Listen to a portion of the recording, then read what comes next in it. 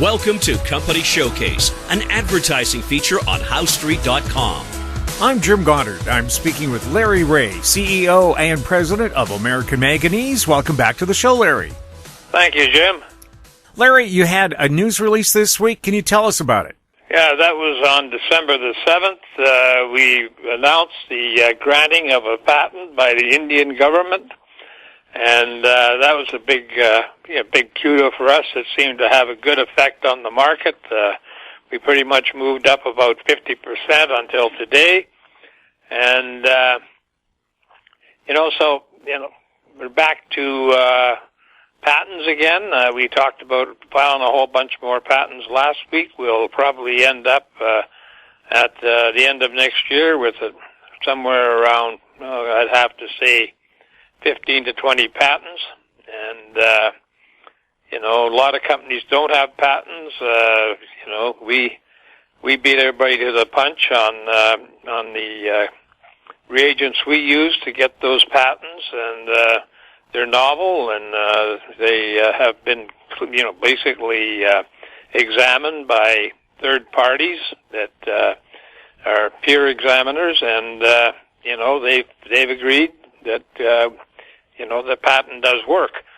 So for those out there that poo-poo patents, I think they should take a second look at just exactly what patents will mean down the road. I mean, these battery companies and these EV companies don't go for thousands of patents because they're worthless, and we're not going for patents because they're worthless. And the question came in, earlier in the week about just what does it cost for a patent.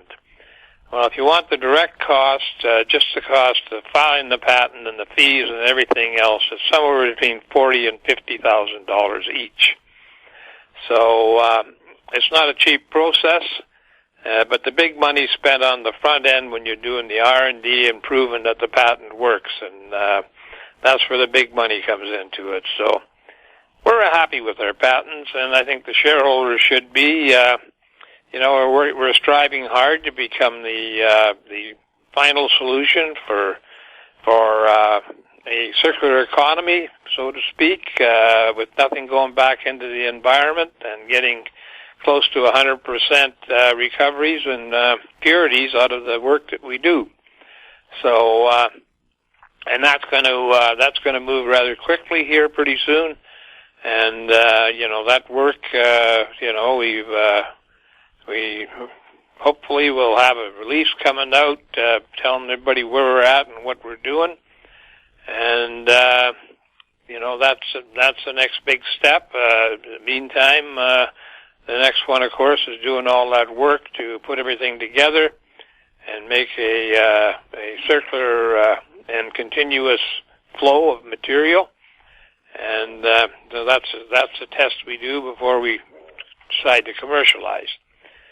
So anyway, Jim, that's looking really good, and it goes without saying that the last podcast we had, in which we disclosed that there are reports on the short positions from the predator traders, which everybody was denying on the boards, and that I was seeing things or inventing stories, and now it's proven that, hey, I wasn't inventing them. So that's another good thing. That puts everybody on notice. It also basically exposes the predators for what they are.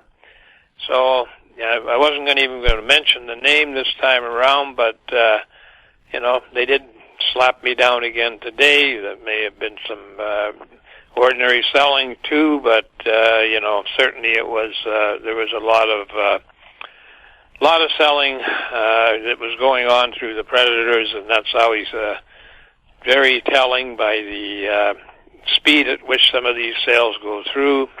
In a second, you can get 5 to 20 sales in 1 second going through on lots, and so that tells you there's a computer involved. Anyway, it's it's been a good week. We've certainly gained back some credibility in the market, and I expect to see Santa Claus rally this year, and it looked like we might be heading that way right now.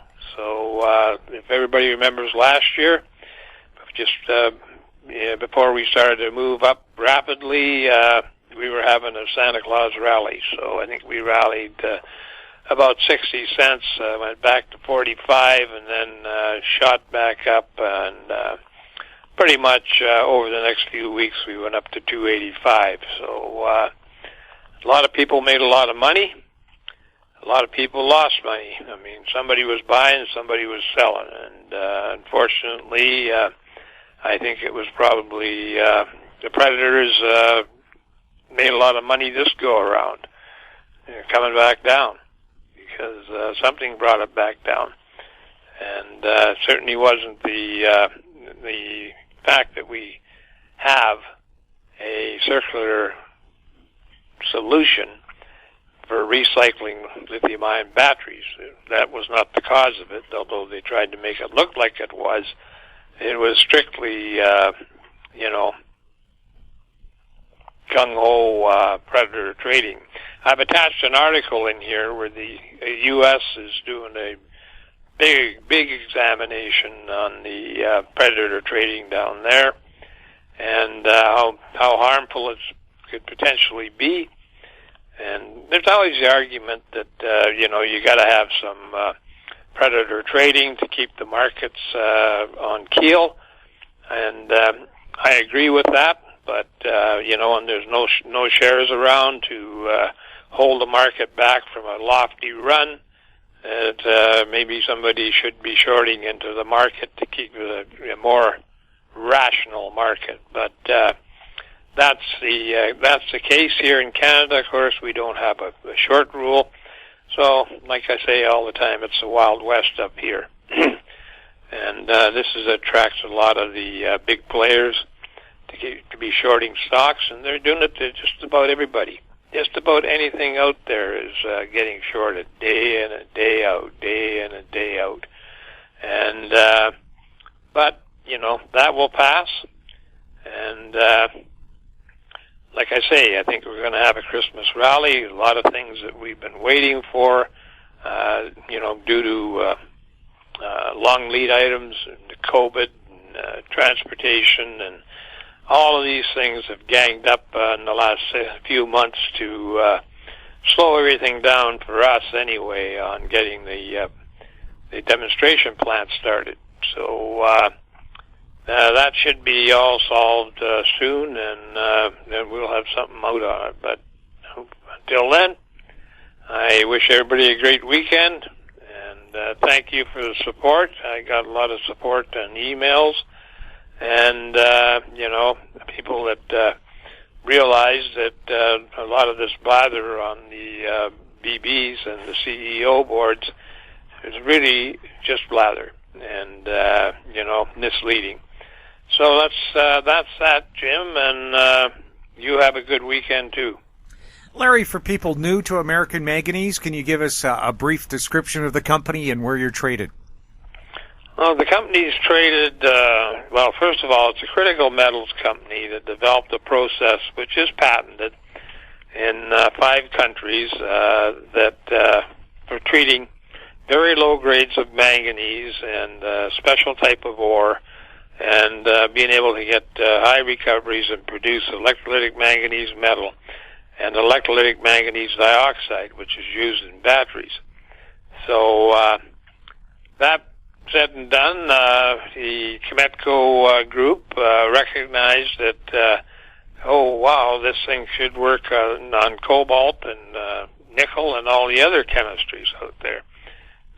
So we did a proof of concept, never looked back. We got close to 100% recoveries and purities on that proof of concept, and all we've done is prove it up and innovate it to the point where we're almost through all that kind of testing, and we'll have a good product which will fetch more at the market than the ordinary salts will. And certainly this will move us into a a position where I imagine that we will probably be pursued next year by some of the electric car vehicle manufacturers that are having problems with some of the batteries that they're putting into their machines that produces scraps. So anyway, we're traded on the USQB board under the symbol AMYZF, and we're traded in Frankfurt under the symbol 2AM. We have a lot of transparency in our company in which we talk about recoveries and we talk about advancements, we talk about innovation, and that can be all found on our website at AmericanManganeseInc.com. If you want, you can phone me here at 778-574-4444, or you can send us an email at LREAUGH@AMYMN.com. Larry, thank you so much for the update. Thank you. I've been speaking with Larry Reaugh, CEO and President of American Manganese. I'm Jim Goddard. Our conversation took place on December 10th. Comments made on Company Showcase are an expression of opinion only and should not be construed in any manner whatsoever as recommendations to buy or sell any financial instrument at any time. Archived online at HowStreet.com. Company Showcase is a production of How Street Media Incorporated.